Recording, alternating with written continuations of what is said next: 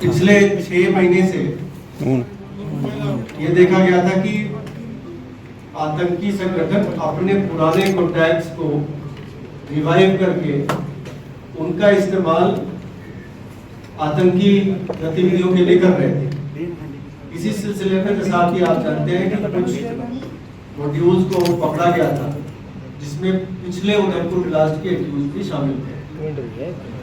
इसी कड़ी में मोहम्मद अमीन भट्ट इलियास कुबैर जो डोडा का रहने वाला है, इसने उधमपुर में पिछले ब्लास्ट में भी इसका हाथ था और अभी के ब्लास्ट में भी इसी आतंकी ने, जो कि पाकिस्तान में जाके सेटल हुआ है, वहां से इसने अपने कॉन्टैक्ट्स को रिवाइव किया, जिसमें असलम शेख नाम का आतंकी जो बसंतगढ़ उधमपुर का रहने वाला है, उसको इसने सोशल मीडिया ऐप्स के जरिए कॉन्टैक्ट किया और उसके बाद इसको 21 तारीख सितंबर को इसने कहा कि तुम्हें कोई सामान जो है मैं ड्रॉप करवाऊंगा ड्रोन के जरिए, उसको पिकअप करना है।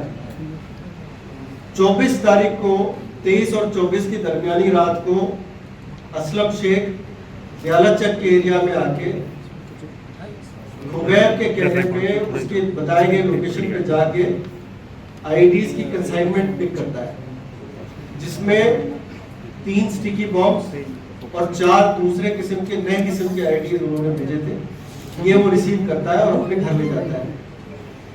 27 तारीख को इसको कुबैर का आदेश आता है कि आपने एक हाई प्रोफाइल मिनिस्टर की विजिट है, उसके पहले आपने किसी सूटेबल लोकेशन पे आईडीज फिक्स कर देना है। तो असलम शेख अपने घर से निकलता है, बसंतगढ़ से रामनगर की तरफ आता है और उसी बस में रामनगर में उतरने के बाद वहां के नजदीक के बाथरूम में जाके 2 आईडीज को एक्टिवेट करता है। एक आईडी जिस बस में वो आया था, रामनगर में उतरा था, उस बस में लगाता है पीछे की तरफ, और दूसरा रामनगर के से जो उधमपुर गाड़ी आ रही थी उसमें लगाता है। 2 आईडीज ये लगाता है। इस पे तफसील से इंस्ट्रक्शंस पास किए गए थे कुवैत के द्वारा। 6 किस्म के टाइमर्स उसको बताए गए थे कि 3.5 मिनट से लेके 14 घंटे की टाइमर उसको जो स्विच अवेलेबल था उस पर 4-5 किस्म के वो ऑन ऑफ स्विच थे, उसकी परम्यूटेशन एंड कॉम्बिनेशन के जरिए ये अलग अलग किस्म की टाइमर्स को एक्टिवेट कर सकता था।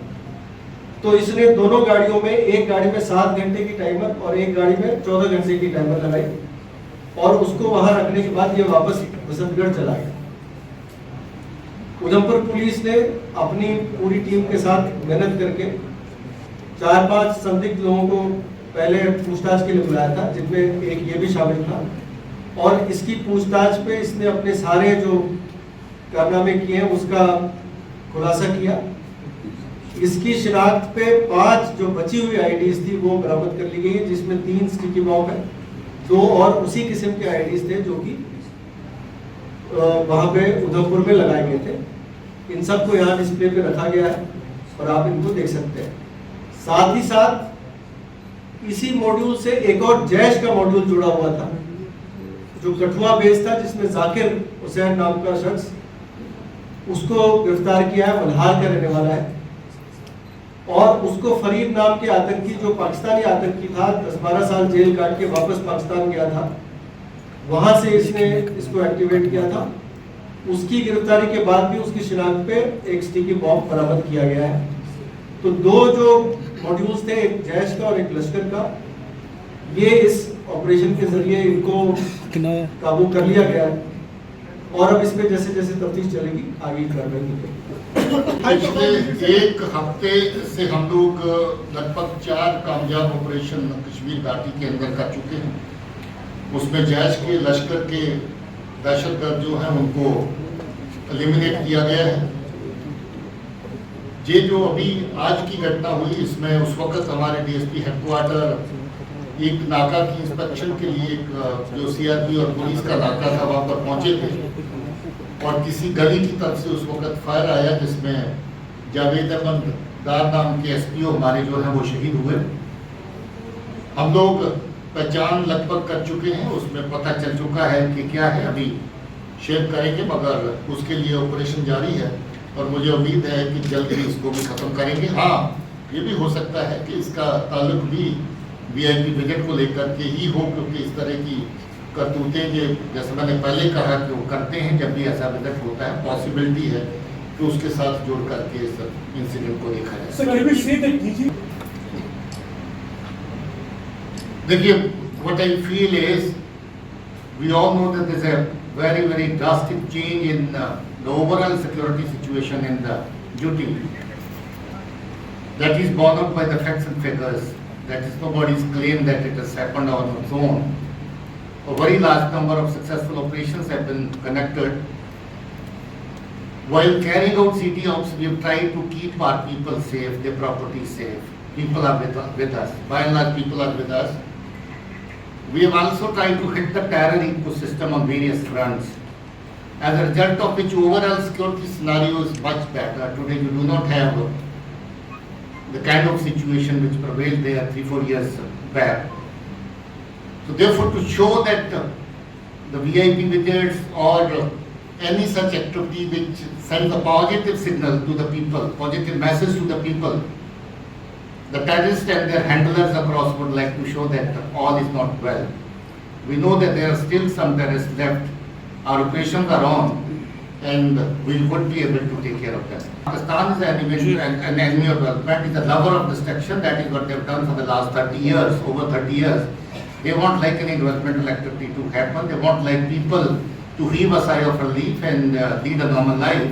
So definitely Pakistan and its agencies have been ensuring that the valley remains not in peace but in disturbance.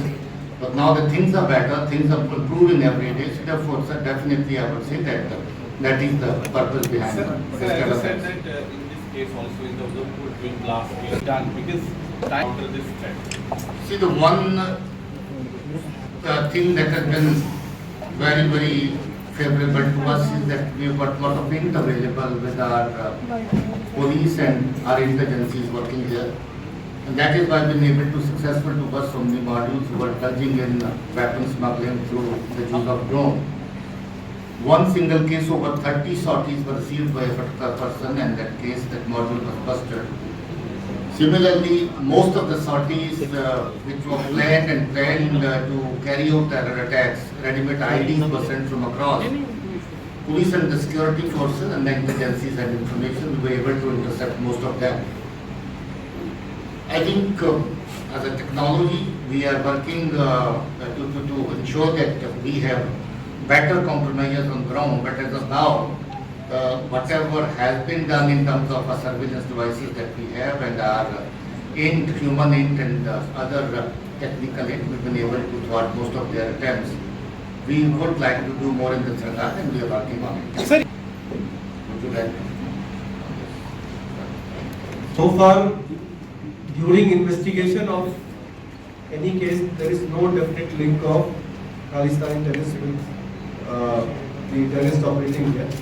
But yes, there are intelligence inputs which indicate a possibility towards that, and we are investigating that. Thank you. Terror funding is happening in JK. Most of our terror organizations, terror outfits were getting funding from the narco trade that happens via Punjab as well. So that kind of connection between the operators in Punjab and operators in JK has been seen. But generally the handlers across in Pakistan seem to be common in both the cases. They are the ones who control the operations in Punjab and this side, but there is no direct linkage as of now, which is coming in the investigation. Days back we had another operation in Shopia. This fellow was able to escape that day, and today we again had hint about him. And that operation was successful. Shopia police got an operation and they were able to eliminate him. Jammu province का ही मसला नहीं है, जो ex-militant है, even in Kashmir, many of them became active, and so many examples of the people became active again and again. Third time, fourth time they became active. And आप सब जानते हैं कि 28 तारीख को उधमपुर में दो अलग-अलग जगह पे बस में ब्लास्ट हुए थे। एक 28 की रात को लगभग 10:30 बजे और दूसरा 29 की अर्ली मॉर्निंग कोई 5:30 बजे के बीच। दोनों ही जगहों पे बस स्टैंड थे और जो रात को पार्किंग होती बसेस थी वहाँ पर बसें लगाई गई थी। ब्लास्ट के टाइम पे बस में सवारियाँ नहीं थी, मगर बगल में कुछ लोग एक दो जो बस में होते हैं उनको हल्की फुल्की लगी थी। मुझे ये बताते हुए खुशी हो रही थी कि ब्लास्ट का केस बहुत ही कम समय में उधमपुर पुलिस के ऑफिसर्स ने एडीजी साहब की क़यादत में वर्कआउट किया है और इसमें जो दोषी है उसको पकड़ लिया गया है। पूछताछ के दौरान उसने अपनी इन्वॉल्वमेंट तस्लीम की है, मानी है और ये चीज़ें भी पता चली हैं कि ये ब्लास्ट जो किया गया उसमें जो आईडी इस्तेमाल हुई कहाँ से आई, कैसे आई, किसके कहने से आई।